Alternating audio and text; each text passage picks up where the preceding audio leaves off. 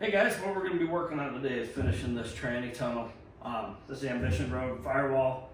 One of the first few videos I did was installing this. So today we're going to finish this. The video before this, you can see the motor and tranny went in. I had to slide out the subframe because the cross member didn't fit right. So I had to re-drill these holes here to get the tranny to fit right.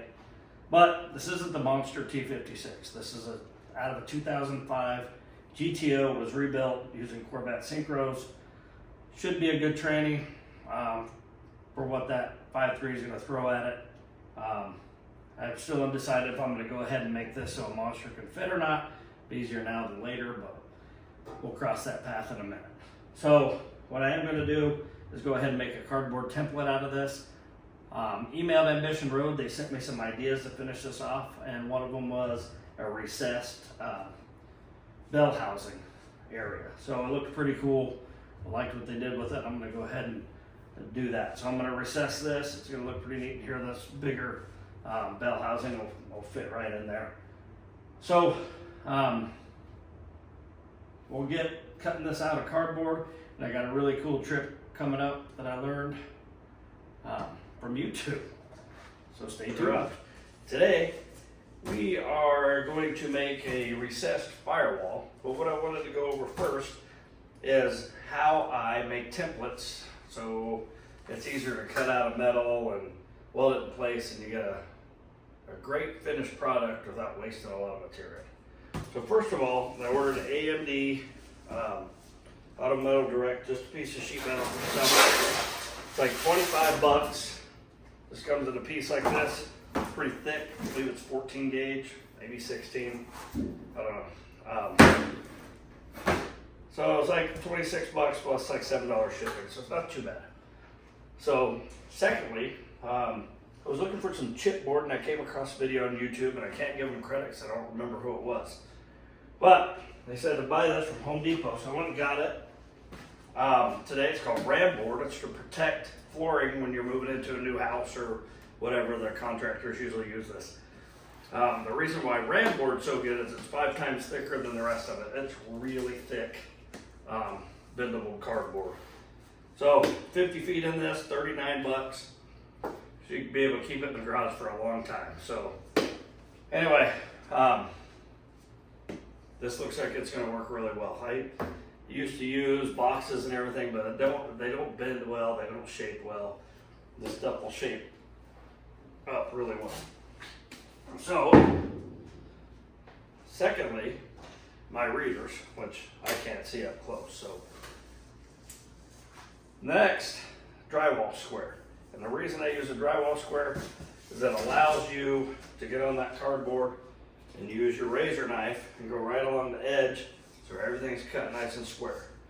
With that, brand new razor blades are a must. Ballpoint pen or a sharp pencil. I use pens because they don't go dull. And then green or blue tape, whatever you got, use that. What we'll do is we'll go in here, draw some lines, cut out some shapes, get it nice and square, and then we'll transfer it onto this. Cut it out with a grinder, plasma cutter, whatever. I don't have a plasma cutter, so it'll be a grinder. I'll cut this out and get it in the car, and hopefully it'll be easy to piece together and weld it in place.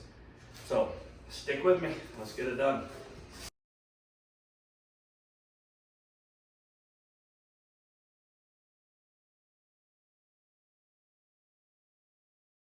Got this taped on here. Sucked it up right to the firewall. Went inside, used my silver Sharpie, drew the shape on this. Let's pull it out. Let's take a look how that turned out. Hope you can see that. There's the outside, and there's that crazy shape of the existing tunnel. So that's what my piece of metal's got to look like. And then I'll have to make another one here. So that's it. Only took about 10 minutes maybe. So I don't think I could have figured that crazy shape out without this. So what I'm doing now is I'm cutting this out. So when you cut this out, stay to the outside of your line. Because when you do it, you're running your marker, your pen inside.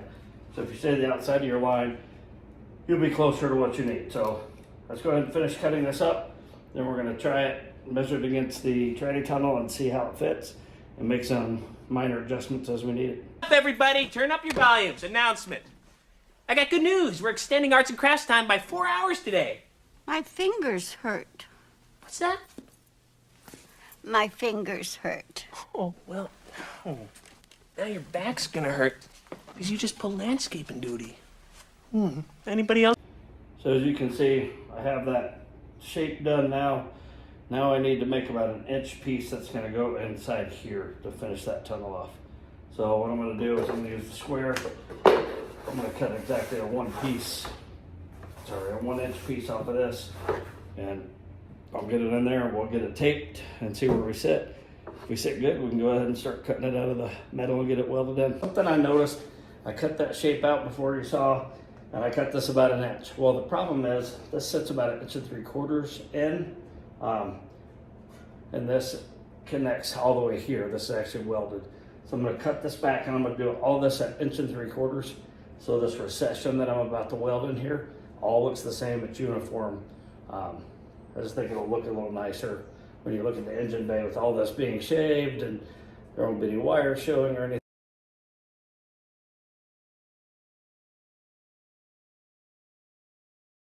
So got that piece in.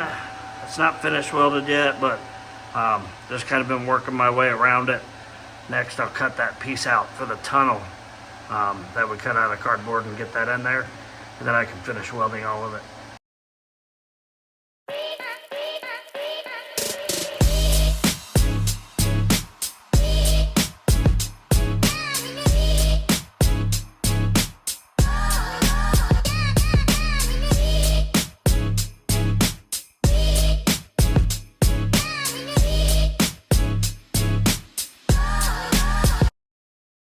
You're doing good. It ain't got no gas in it. Yeah, you see there, Scooter?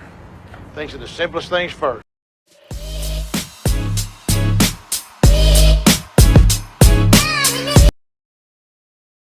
Segment, we've been working on the firewall. I'm going to show you how I grind down my welds. As they say, there's more ways to skin a cat, but this is the way I do it. So once I have it welded, I either take a flapper disc on my grinder, or you can use a regular grinder. Problem is, as you can see, like where I used a regular grinder here, you can really get too much into the metal and have to cause yourself a lot of work. So what I like to do, flapper disc, just move across these welds.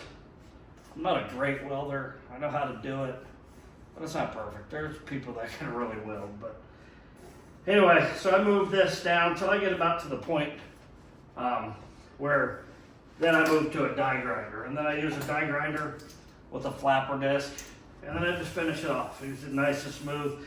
Doesn't like this wasn't. I'm gonna have to do a lot of work and probably a lot of filler in this. Take it a little too deep, a little overzealous with the grinder, but anyway. So I get it down flat, and then I take this to finish it off. You can control it better.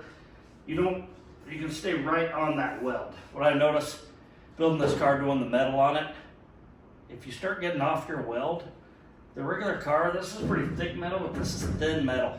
And you can burn through it and cause all kinds of weak spots and whatever. Trust me, I know. Trying to learn how to make these welds look like you see on TV.